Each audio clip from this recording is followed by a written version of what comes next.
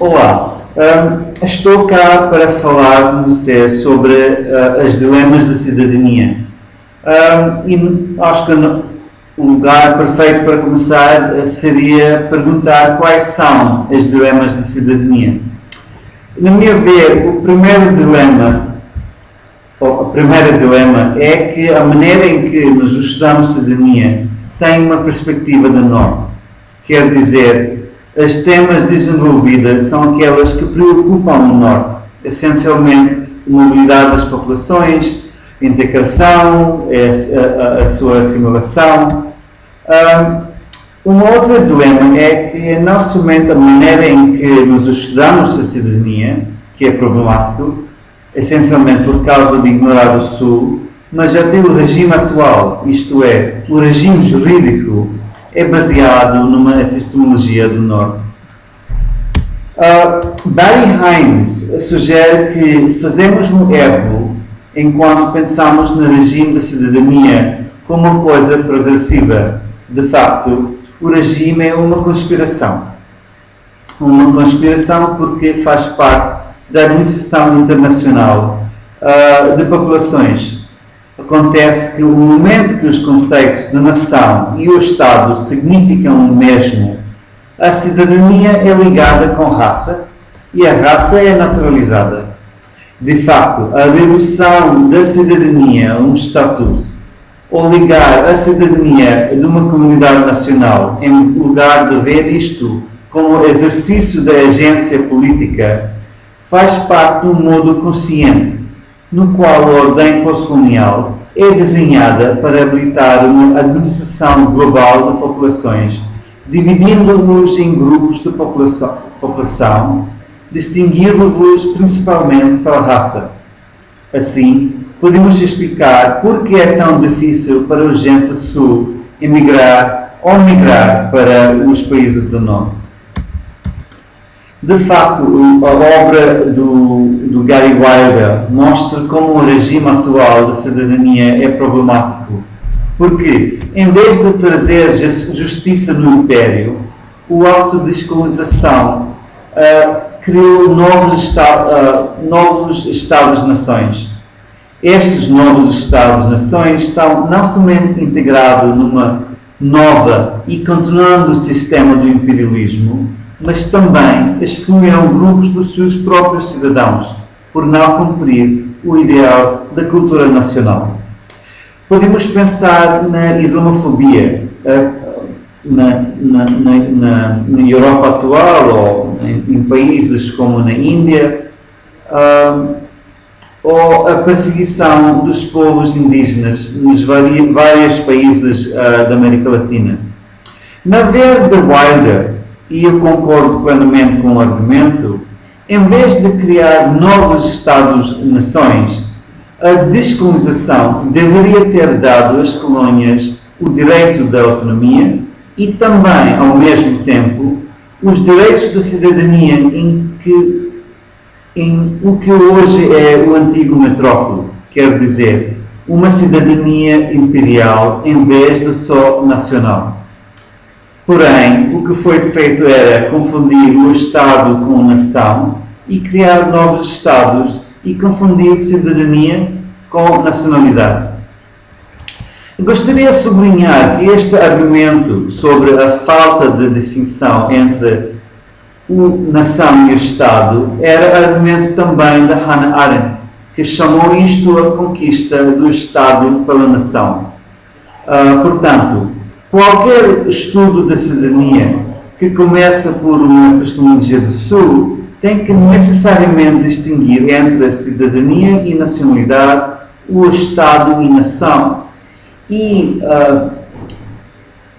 num sentido contraintuitivo, temos que apoiar o direito de uma cidadania imperial em vez de só uma cidadania nacional.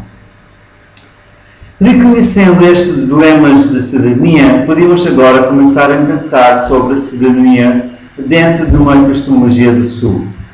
Em primeiro caso, temos que começar a pensar a partir dos assuntos que preocupam as comunidades do Sul, ou melhor, as comunidades do Sul, quer dizer, as comunidades marginalizadas dentro do Sul do mundo.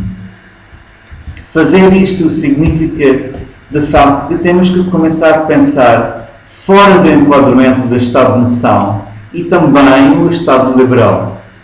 Este método ia a começar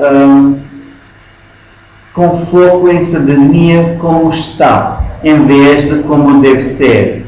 Pensar em cidadania não como um status legal, ou um status jurídica, mas como um processo. Logo que começamos a estudar cidadania como um processo, saímos do olhar jurídico e positivista e começar a dar valor dos processos como cidadania está forjada. Mas o que é cidadania nesta perspectiva, que não é liberal nem estadista? É óbvio que cidadania agora é um processo, uma relação. Mas quem são os atores? Se estou a recomendar em pensar cidadania como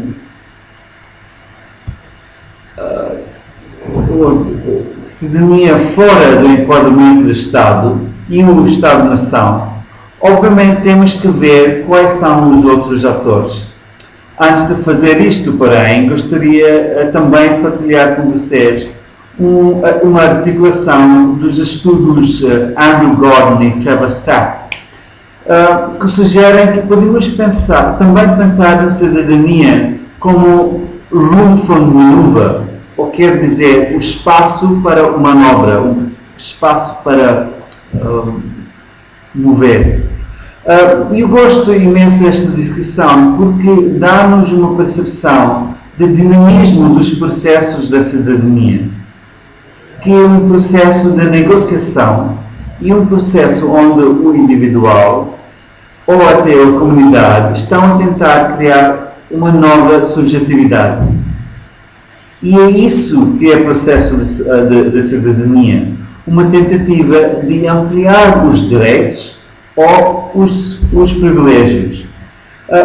Eu introduzo esta palavra dos privilégios porque gostaria também de apresentar-vos com o conceito de political society, ou sociedade política, de um estudioso indiano, Partha Chatterjee. O argumento de Chatterjee é que, para grande parte do mundo, a experiência da cidadania não se encaixa dentro do conceito de sociedade civil que é dominante na teoria política.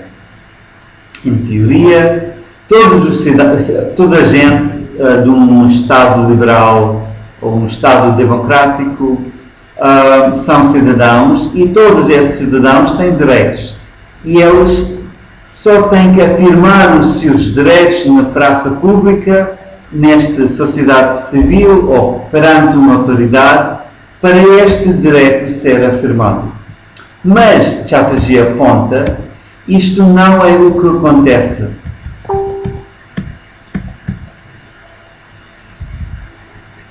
Para muita gente, a experiência que eles têm com o Estado, ou até a sociedade civil, é uma falta dos direitos. Eles ou não são tratados como cidadãos que têm direitos, mas como grupos das populações que têm que ser geridos pelo Estado ou pelo grupo dominante, ou elite do Estado. Por isso, enquanto há perigo ao status quo dentro do Estado, o Estado estende-os algumas concessões. Note-se que estas são só concessões e não direitos. Concessões porque, quando o perigo ao status quo desaparece, estas concessões também estão retiradas. Enquanto direitos são permanentes, concessões não estão. Esta gente, na ver de Chatterjee, são membros não da sociedade civil, mas de o que ele chama sociedade política. Mas enquanto só um pequeno grupo dentro do Estado desfrutam direitos e os outros só concessões, acho que é óbvio que o grupo anterior, de facto, não tem direitos, mas sim só privilégios. Portanto, estamos o que chamava o third space, onde de facto até os gente que acham que vivem numa sociedade civil, de facto não vivem. Até a altura onde toda a gente está encaixado dentro de uma sociedade civil, de facto não temos uma sociedade civil. O momento que há só uma pessoa ou um grupo fora desta sociedade civil, já estamos numa sociedade política onde toda a gente tem ou privilégios ou concessões. Pronto, dizendo isto, gostaria também introduzir-vos para a distinção entre as práticas da cidadania e os atos da cidadania, que o estudioso Engin Ishin, o trabalho de quem gosto imenso, apresenta. Para Ishin, as práticas da cidadania são as coisas do nosso dia a dia, tipo votar, seguir as regras, todas as coisas que contribuem para criar ou consolidar uma comunidade política. Os atos da cidadania, porém, são aquelas que fazem uma ruptura das nossas práticas do dia a dia e inaugurам uma nova subjetividade. Mas volto a perguntar, quem são os atores? Ora, onde na visão liberal os atores são individuais, na minha ver, os atores seriam indivíduos, mas também instituições.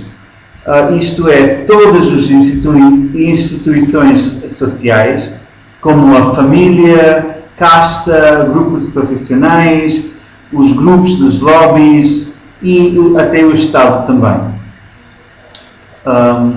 Pessoalmente, acho que o mapa da interlegalidade criado pelo Boaventura de Sousa Santos oferece-nos uma melhor maneira para cartografar a maneira como vários lugares sociais, ou o que Santos chama os espaços estruturais, interlaçam para criar a possibilidade de uma prática ou ato de cidadania.